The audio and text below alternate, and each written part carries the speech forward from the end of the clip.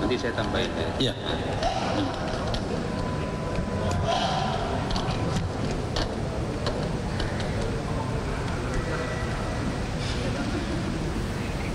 Ya, kita kembali lagi ke Mahkamah Konstitusi di mana saat ini kuasa hukum dari Paslon 01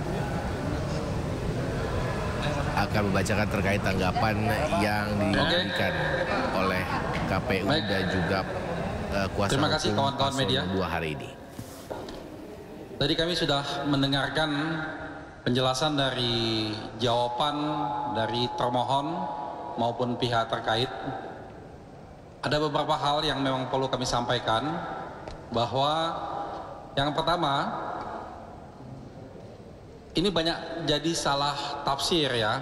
Kalau kami di 01, kami tidak membahas tentang TSM, tapi kami membahas tentang jauh lebih tinggi daripada TSM, yaitu pengkhianatan konstitusi, pelanggaran azas tentang pemilu, azas bebas, jujur, dan adil. Itu yang kita bahas. Jadi kalau tadi dijawabnya tentang TSM, mungkin agak kurang lengkap membacanya, karena kami tidak menggunakan istilah itu dalam permohonan kami. Dan kedua, kalau tadi disampaikan tentang tidak menyandingkan hasil, ya tentunya tidak perlu. Karena yang seperti sebelum sudah kami katakan, kami membahas tentang prosesnya. Jadi prosesnya bermasalah sehingga hasilnya apapun hasilnya tidak perlu kita sebutkan karena prosesnya sudah bermasalah. Lalu selanjutnya tentang kenapa tidak pernah kita membuat komplain terhadap pencalonan Gibran. Nah, ini salah lagi nih.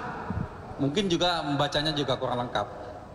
Kami sudah mengajukan keberatan, baik itu ke KPU maupun itu ke Bawaslu, dan kami punya buktinya, dan bukti itu kami ajukan di MK, masuk dalam daftar bukti kami, sehingga ini kesalahan yang cukup fatal.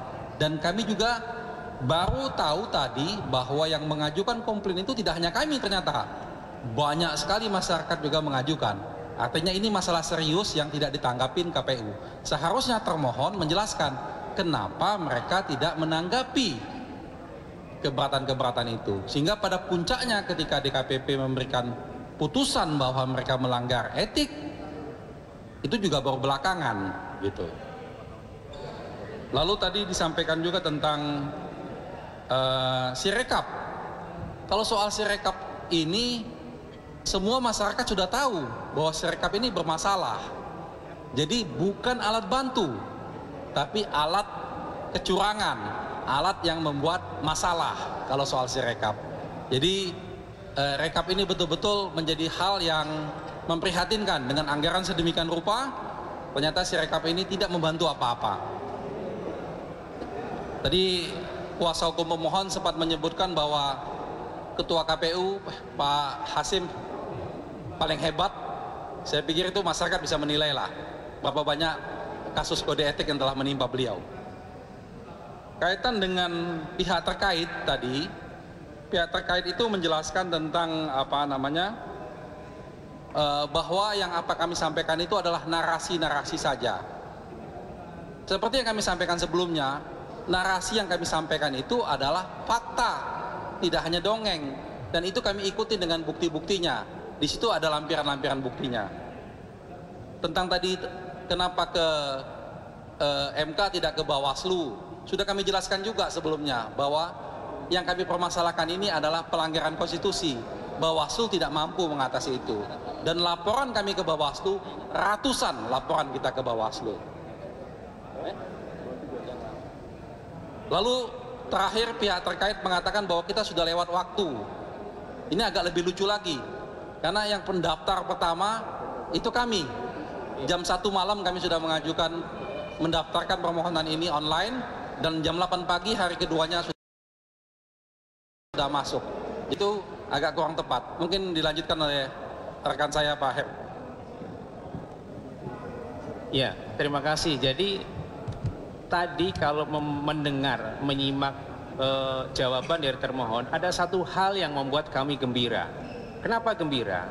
karena ada satu fakta yang belum dibantah oleh kuasa KPU, bahwa penetapan pasangan calon, ya, yang diantaranya adalah ada Gibran, ya, itu di dasar mengingatnya adalah PKPU yang lama, PKPU 19. Nanti bisa cek kawan-kawan. Mereka tidak menyebutkan kenapa alasannya itu. Kalau PKPU 19 artinya syaratnya berapa? 40 tahun. Ya kan? Ini nggak dibantah. Ini yang tidak dibantah. Makanya kami senang. Ya. Alasan untuk mendiskualifikasi ini adalah dasar itu. Kenapa perlu didiskualifikasi? Karena penetapan pasangan calon itu cacat gitu. Itu satu hal penting, satu hal mendasar. Nah, kemudian ketika dipersoalkan kenapa dibawa ke Mahkamah Konstitusi? Karena ada putusan DKPP yang menyatakan KPU melanggar prosedur. Kapan itu? 5 Februari, 9 hari sebelum pemungutan suara. Jalannya kemana kalau tidak ke MK? Ke Bawaslu sudah lewat, apalagi ke PT UN. Makanya kemudian kondisi spesifik ini masih bisa dibawa ke Mahkamah Konstitusi dengan alasan tahapan pemilu belum selesai, masih ada proses sengketa hasil. Itu hal mendasar yang kami jadikan pintu masuk untuk mengajukan permohonan ini. Kemudian ketika masuk penetapan dengan cara yang cacat yuridis ini, terus didorong dengan pelanggaran-pelanggaran penggunaan kekuasaan, penggelontoran bansos. Bansos memang betul ada di APBN, bansos itu ada dalam undang-undang, tapi cara penggunaannya yang kita persoalkan. Kenapa Januari langsung muncul?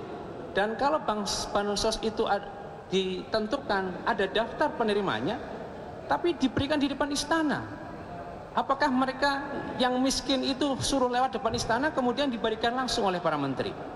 Ini yang kita soal. Bansosnya boleh, tapi yang kita soal adalah politisasinya. Tujuannya adalah untuk orang miskin, tapi kenyataannya adalah untuk kewenangan. Itu yang tidak dibantah. Itu yang tidak dibantah dalam keterangan pihak terkait. Makanya kalau kita mencermati itu, kita optimis. Permohonan kita itu tidak dibantah head to head atau apple to apple. Mereka membantah hanya normatif, bansos itu ada undang-undangnya, bansos itu boleh. Tapi kemudian kalau kita membuktikan lebih jauh, kenapa bansos itu dicairkan dan dibagikan di bulan Januari lebih dari kewajaran, kemudian dibagikan oleh menteri-menteri yang bukan menteri sosial. Kemudian yang kedua, ya, berkenaan dengan eksepsi tadi, ya, eksepsi yang sudah Mas Ari sampaikan. Eksepsi itu bukan dalam ranah perselisihan hasil sepertinya. Eksepsi absolut. Absolut dipandang oleh pihak terkait, ini bukan kewenangan MK. Lihat dong objeknya. Pelajari betul hukum acaranya. Objek permohonan kita adalah pembatalan keputusan KPU tentang penetapan hasil. Dengan objek itu maka kemana permohonannya? Ke Mahkamah Konstitusi. Nah, kemudian tenggang waktu Mas Ari sudah menyampaikan 3 hari setelah penetapan. Gitu. Kami ajukan bahkan 00 lewat berapa? 0058 di hari pertama. Bagaimana mereka mengeksepsi lewat waktu gitu. Jadi tanggapan-tanggapan yang tidak dalam kehakiman praktek hukum acara. Jadi dengan keterangan itu, ya karena keterangan itu tidak kuat, kami bahkan membantu kami cukup senang begitu dari persidangan tadi. Begitu ya. Assalamualaikum warahmatullahi wabarakatuh. Saya ingin menambahkan bahwa pihak terkait tidak membantah